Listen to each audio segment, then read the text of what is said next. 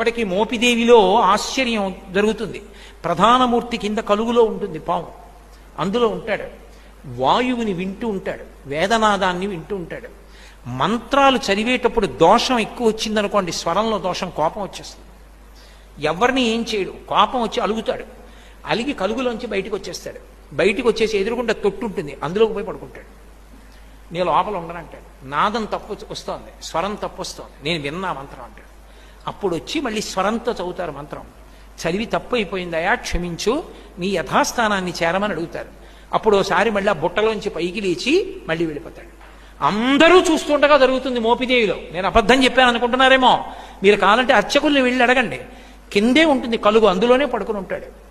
అందరూ చూస్తుండగా బయటకు వస్తాడు. స్వరం తప్పినా, అనాచారం ఎక్కువైపోయినా బయటకు వచ్చేసి అలకపాన్ పెక్కి పడుకుంటాడు.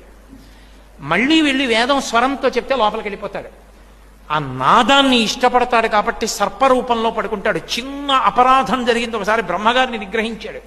ఆ కారణానికి వచ్చి పుట్టలో పడుకుని ధ్యానం చేశాడు. అగస్త్యుల వారు కనిపెట్టారు, అది మోపిదేవి క్షేత్రం, కృష్ణా జిల్లా.